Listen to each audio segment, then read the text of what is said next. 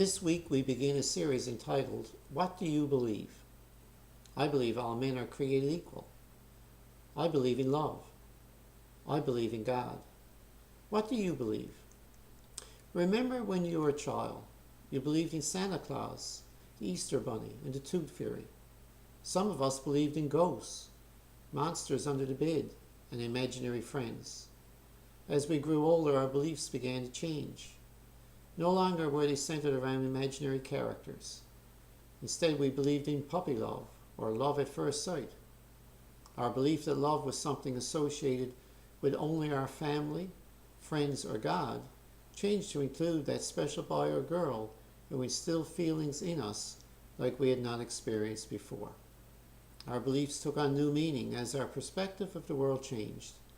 We matured and no longer readily accepted the belief of others.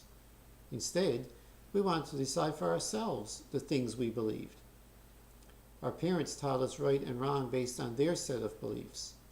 As we grew older, we formulated our own ideas about right and wrong.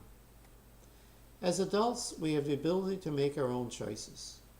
Some of us are open to new beliefs and willing to allow our minds to explore possibilities outside our normal belief system. Others have a more conservative view and take the attitude, if I can't see it, I won't believe it.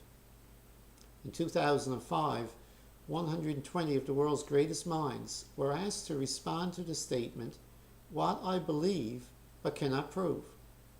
While many of these responses were very complex, it can cause us to think just how much we believe but cannot really prove. We may believe we will live until tomorrow, but at this moment we can't prove it. We believe in the forces of gravity, but may not have the scientific understanding to explain it. We may believe in God, but in doing so, we are believing in someone we cannot see or prove without leaving some doubt. Our beliefs would be very limited if they were based only on things we could prove. Then there are those things we believe as a matter of opinion. I believe import cars are better than domestic. I believe there could be life outside our universe.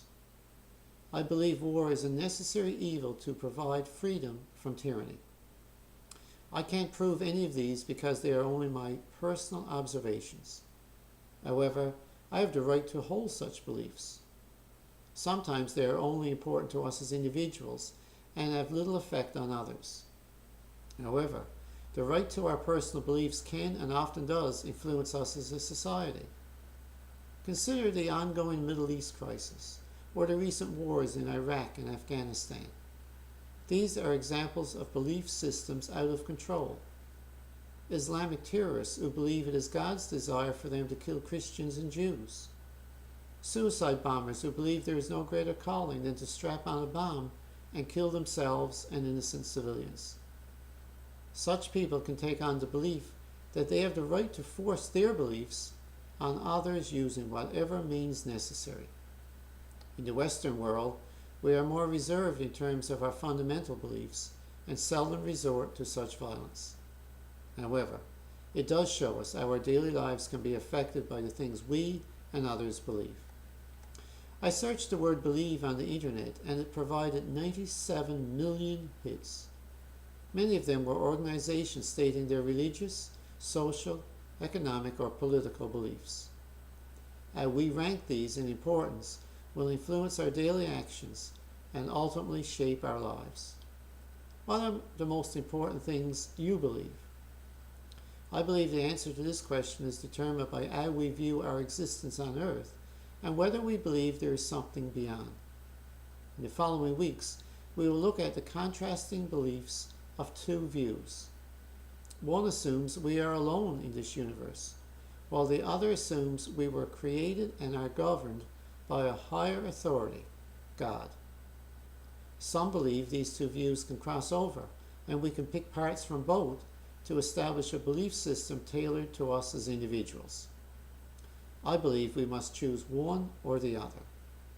While I will offer both, I will attempt to explain why I believe there is a God who created us in His image and longs for us to have a relationship with Him. Join us next week as we look at part 1 of What Do You Believe? Creation, Intelligent Design versus the Big Bang.